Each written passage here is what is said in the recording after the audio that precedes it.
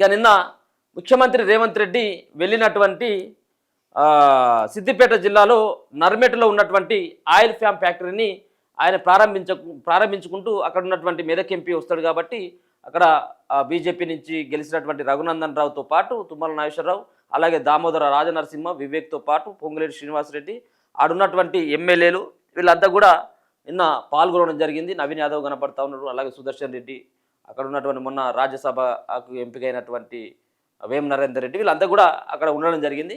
So ఆయన నిన్న మాట్లాడినటువంటి మాటలు కూడా ఒకసారి చూసేటువంటి ప్రయత్నం చేద్దాం. మాది రైతు ప్రభుత్వం, రైతు భరోసా కింద 3,600 కోట్ల విడుదల, 45 రోజుల్లో రైతులందరి ఖాతాల్లో 9,000 కోట్ల జమ. ఇప్పుడు నువ్వు రైతు ప్రభుత్వమే అంటాంటివి, మరి నీది రైతు ప్రభుత్వం అయినట్టయితే రైతులకు ఒకటేసారి 9,000 కోట్ల రూపాయలు ఇవ్వచ్చు కదా.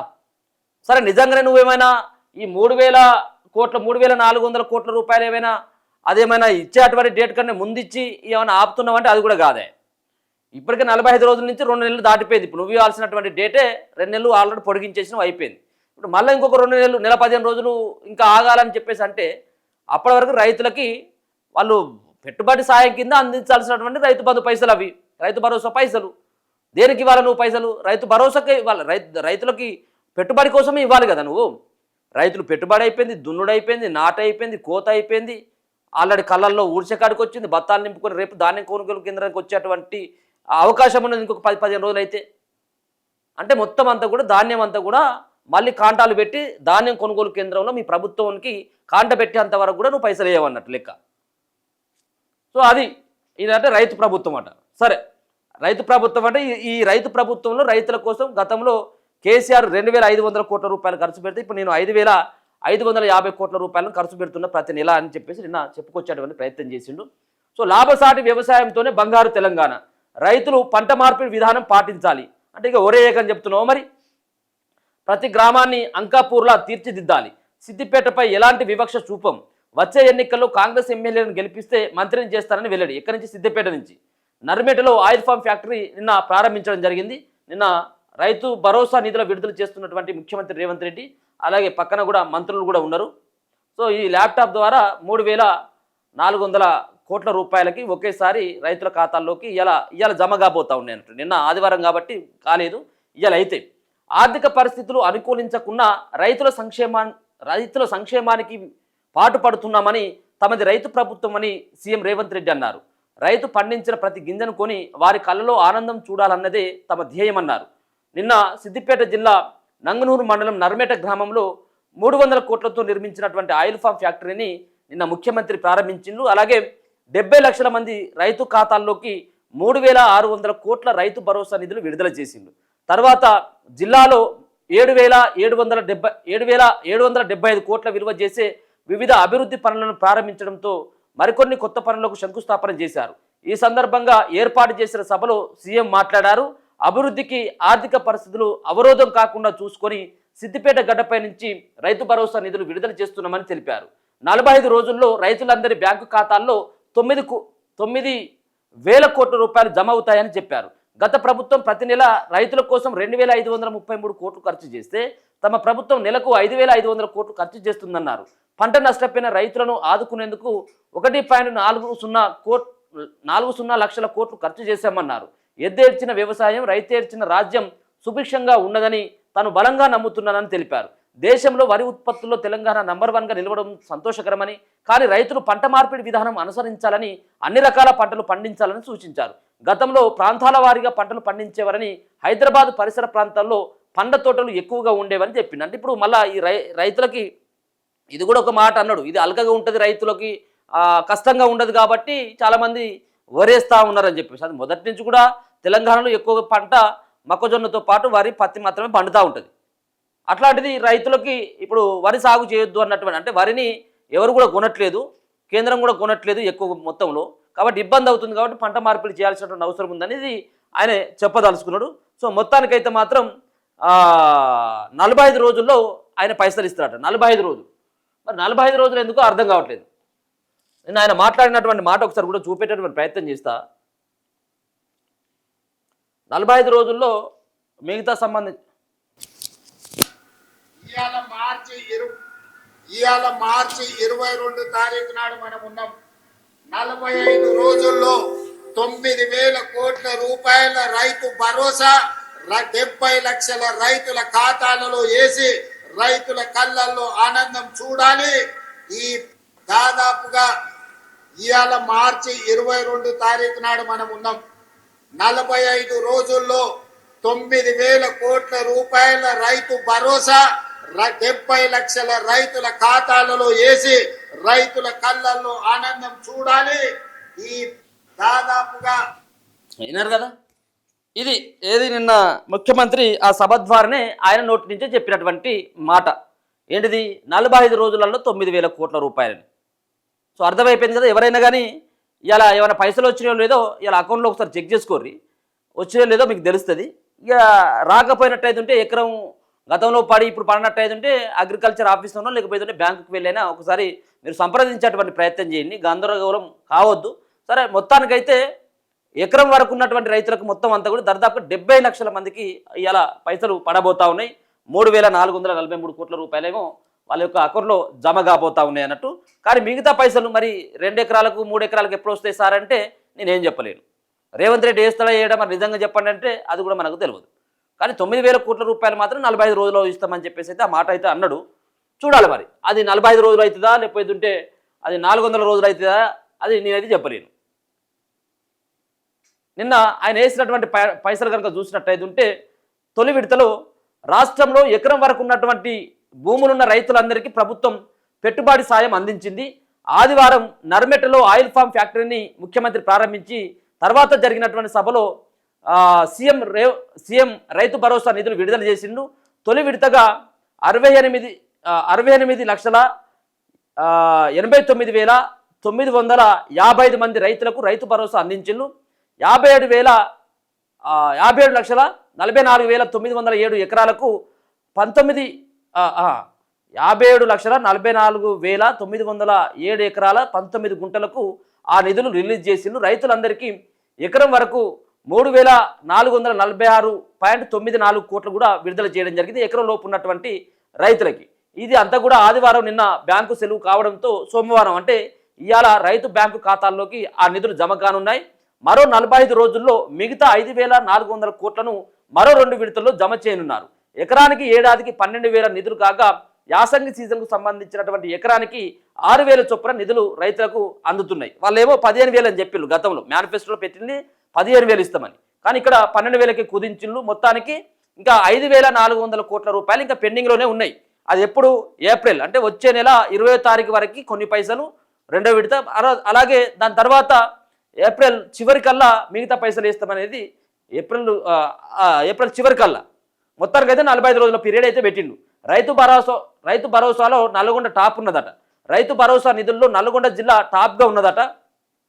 ఈ జిల్లాలో 5,22,313 మంది రైతుల ఖాతాల్లో 268.57 కోట్ల నిధులు జమగానున్నాయి. తర్వాత ఖమ్మం జిల్లాలో 3.35 లక్షల మంది రైతుల ఖాతాల్లో 169.51 కోట్లు, సంగారెడ్డి జిల్లాలో 3.53 లక్షల మంది రైతుల అకౌంట్లో 167.80 కోట్లు, నాగర్ కర్నూలు జిల్లాలో 3.01 లక్షల మందికి 157 కోట్లు, సిద్దిపేట జిల్లాలో 3.53 లక్షల మంది రైతుల ఖాతాల్లో 153 కోట్ల నిధులు జమ కానున్నాయి. అత్యల్పంగా మేడ్చల్ మల్కాజ్గిరి జిల్లాలో 10.43 కోట్లు మాత్రమే ఇక్కడ జమ కాబోతా ఉన్నాయి. ఆయా సంబంధించినటువంటి మొత్తం కూడా ఎక్కడెక్కడ సంబంధించినటువంటి వాళ్ళకి సంబంధించినటువంటి జిల్లాకు సంబంధించినటువంటి రైతులకి ఎంతెంత డబ్బులు పోబోతా ఉన్నాయి. అలాగే నిర్మల్ కావచ్చు, నిజామాబాద్ కావచ్చు, ఆదిలాబాద్ కావచ్చు, వరంగల్, జనగాం, ఖమ్మం, అలాగే ఈ సంబంధించిన 32 జిల్లాల్లో ఉన్నటువంటి సుమారుగా ఇక్కడ చూసుకోవచ్చు ఎంతమంది రైతులకి ఎన్ని పైసలు అనేది కూడా ఇక్కడ స్పష్టంగా అర్థమవుతా ఉన్నది.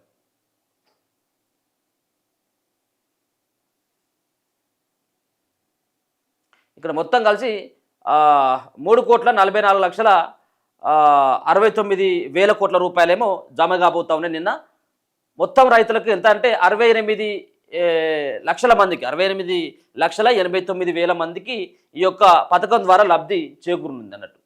సో మొత్తానికి రైతు భరోసా నిధులు ఇన్ని రోజులు ఎదురు చూస్తున్నటువంటి ఎవరైతే రైతులు ఉన్నారో ఆ రైతులకి ఇవాళ కొంత ఫోన్లు మోగుతాయి అన్నట్టు. ఫోన్లు మోగి వాళ్ళకు ఎంతెంత పైసలు పడ్డాయి అంటే ఎంత పైసలు పడ్డప్పటికి కూడా ఎకరం లోపే.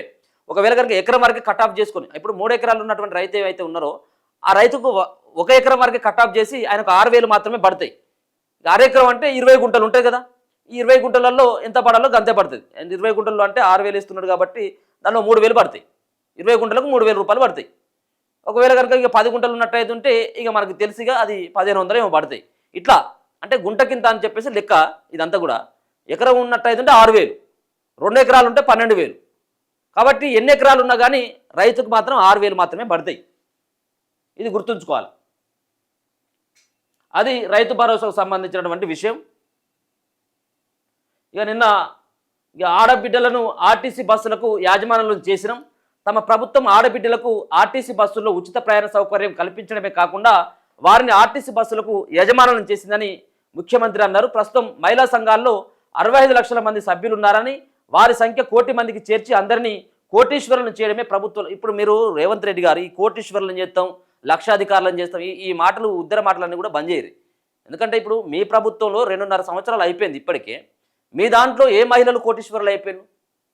మీ సంబంధించినటువంటి మీ ప్రభుత్వ హయాంలో ఏ మహిళా సంఘంలో ఉన్నటువంటి వాళ్ళు కోటీశ్వరులు అయిపోయారు? ఎవరైనా ఒక్కరిని తీసుకురండి, వీళ్ళు కోటీశ్వరులు అయిపోయిన. మీ ప్రభుత్వం వచ్చిన తర్వాత ఈ క్యాంటీన్ పెట్టుకున్నారు, లక్షల లాభం వచ్చింది. ఈ బస్సును నడిపిను, దీని ద్వారా వచ్చేటువంటి ఆదాయంతో కోటీశ్వరులు అయిన. కోటీశ్వరులు పక్కకు పెట్టు, లక్షాధికారులు అని చెప్పేసి ఒకసారి తీసుకురా చూద్దాం. వాళ్ళతో ఒకసారి ఒక సన్మాన సభ ఏదైనా ఏర్పాటు చేయి. వాళ్ళ కోసం ఒక సన్మాన సభ ఏర్పాటు చేయి. ఒక్కరు కాకపోయా 2.5 సంవత్సరాల్లో మీ దగ్గర ఒక్కరు కూడా కాకపోయా 1 కోటి మంది మహిళలు ఉన్నట్టు కోటీశ్వరులు చేస్తారట. ఈయన 1 కోటి మందిని చేర్చి అందరినీ కోటీశ్వరులు చేస్తారట. నువ్వు కోటీశ్వరులు చేస్తావో లేకపోతే లూటీశ్వరులను చేస్తావో అర్థం కాదు. చెప్పడానికి మస్తు ఉంటాయి. ఇప్పుడు పెద్ద పెద్ద డైలాగులు, 3 డైలాగులు ఎవరైనా చెప్పొచ్చు. ఈ బస్సుల ద్వారా ఇలా ఇక ప్రభుత్వ పాఠశాలల ప్రక్షాళన. విద్యా కమిషన్ సూచన మేరకు వచ్చే విద్యా సంవత్సరం నుంచి తెలంగాణ పబ్లిక్ స్కూల్స్ను ప్రారంభిస్తున్నామని ప్రభుత్వ పాఠశాలను ప్రైవేట్ పాఠశాలలకు ధీటుగా తీర్చిదిద్దుతూ ప్రభుత్వ పాఠశాలను ప్రక్షాళన చేస్తామని సీఎం ప్రకటించారు. ప్రైవేటు పాఠశాలలపై మోజుతో ఫీజుల భారంతో ఇక పేద మధ్యతరగతి ప్రజలు ఇబ్బందులు పడాల్సిన అవసరం ఉండదన్నారు. మారుతున్న కాలానికి తగ్గట్టుగా యువతలో నైపుణ్యతను పెంచడం కోసం ఏటీసీలు ఏర్పాటు చేసి యువతకు నైపుణ్య శిక్షణ అందివ్వడమే కాకుండా నెలకు 2,000 స్కాలర్షిప్ను అందిస్తున్నామని చెప్పారు. ఇప్పుడు ఉన్నటువంటి పెండింగ్లో ఉన్నటువంటి స్కాలర్షిప్ల సంగతి ఏందో ఫస్ట్ చెప్పు. స్కాలర్షిప్ రాక పిల్లలు, పేద మధ్యతరగతి పిల్లలంతా కూడా, బీసీ, ఎస్సీ, ఎస్టీ, మైనార్టీ సంబంధించినటువంటి పిల్లలంతా కూడా వాళ్ళ సర్టిఫికెట్ రాక చదువు మధ్యలో వదిలేస్తూ ఉన్నారు. ఎవరు చెప్పుకోవాలో వాళ్ళ బాధ అర్థం కావట్లేదు. చాలామంది మాట్లాడుతూ ఉన్నారు. బీసీ సంఘాలకు సంబంధించినటువంటి వ్యక్తులు అంతా కూడా మాట్లాడుతున్నారు దీనిపైన స్కాలర్షిప్లు రిలీజ్ చేయాలని చెప్పేసి. ఏది నీ చెవికి ఏమన్నా పడతా ఉన్నదా? ఇక ఈయనట విద్యా వ్యవస్థనట ప్రక్షాళన చేస్తారట. విద్యా కమిషన్ చైర్మన్ అయినటువంటి ఆకునూరు మురళి గారు ఒక రిపోర్ట్ ఇచ్చిండు మీకు. ఆ రిపోర్ట్లో ఖచ్చితంగా 18% బడ్జెట్ పెట్టినట్టయితే ఉంటేనే ఈ విద్యా వ్యవస్థను మార్చొచ్చు, ప్రభుత్వ స్కూళ్ళని ప్రైవేట్కు ధీటుగా మార్చొచ్చు అని చెప్పేసి ఒక ప్రపోజల్ పెట్టిండు. గతంలోనేమో 2025-26 బడ్జెట్లో 7.9% బడ్జెట్ పెడితే ఇవాళ కేవలం 8.2% మాత్రమే పెట్టిండు. జస్ట్ 0.3% మాత్రమే పెంచింది మీరు విద్య కోసం. ఇప్పుడు నువ్వు పెట్టినటువంటి 8% బడ్జెట్తో మొత్తం పేదగా అద్దాల మేడలు అయిపోతాయి. అక్కడ విద్యా వ్యవస్థలో సమూలమైనటువంటి మార్పులు వస్తాయి. ఇక మొత్తం పిల్లలంతా కూడా ప్రైవేటుకు పోకుండా మొత్తం ఇక నువ్వు ఇచ్చేటువంటి సౌకర్యాలతోటి ఇక వచ్చి అక్కడ చదువుకుంటారు. పెద్ద మీటింగ్ కాబట్టి అక్కడ వేలాది మంది వస్తారు కాబట్టి వాళ్ళని మభ్యపెట్టేందుకు ఎవరైనా ఏమైనా మాట్లాడవచ్చు. వాళ్ళకి అవగాహన ఉండదు కదా. ఓహో, రేవంత్ రెడ్డి మాట్లాడుతున్నాడు, ముఖ్యమంత్రికి మాట్లాడుతున్నాడు కాబట్టి ఇక రేపటి నుంచి ఇక నేను నా పిల్లల్ని ప్రైవేటుకు పంపించకపోయినా పర్వాలేదు, ఇక గవర్నమెంట్కు పంపించవచ్చు అని చెప్పేసి వాళ్ళు కాసేపు ఏదో మురిసిపోవాలన్నట్టు. ఆ మురిసిపోవడానికి చెప్పేటువంటి ముచ్చట తప్పించి వీళ్ళు చేసేదంతా కూడా శూన్యమే. ఈయనేం చేయలేడు. గతంలో ఉన్నటువంటి కేసీఆర్ ఇంకా అధ్వానమే చేసిండు. ఆ ఢిల్లీ లాంటి సంబంధించినటువంటి రాష్ట్రాల్లో, ఢిల్లీలో అంతకంటే దేశంలోనే అత్యధికంగా విద్య కోసం కేటాయించేటువంటి ఢిల్లీ ప్రభుత్వం. మరి ఎందుకు ఇక్కడ 3 లక్షల కోట్లు, 3,24,000 కోట్ల రూపాయల బడ్జెట్ ఎవరి మీద పోసుకోవడానికి? అంతా కూడా ఇక్కడ విద్యకు అలాగే వైద్యానికి నువ్వు సరైనటువంటి బడ్జెట్ కేటాయించకపోతే ఎందుకోసం?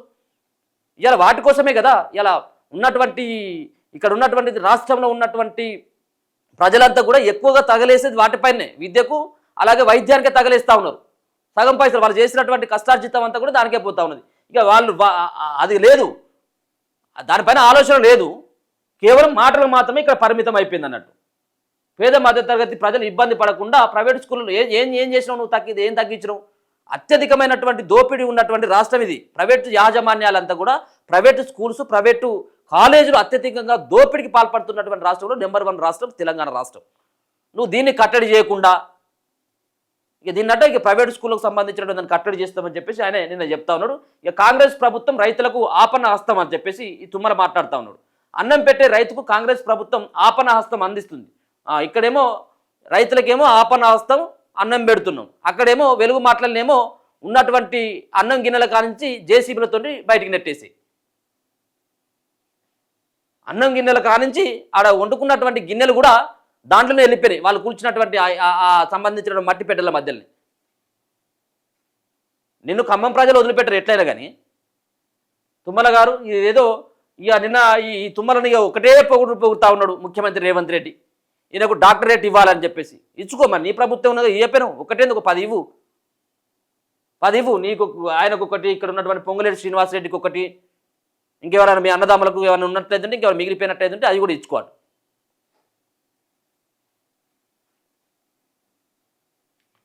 సో ఇది నిన్న ముఖ్యమంత్రి రేవంత్ రెడ్డి మాట్లాడినటువంటి తీరు.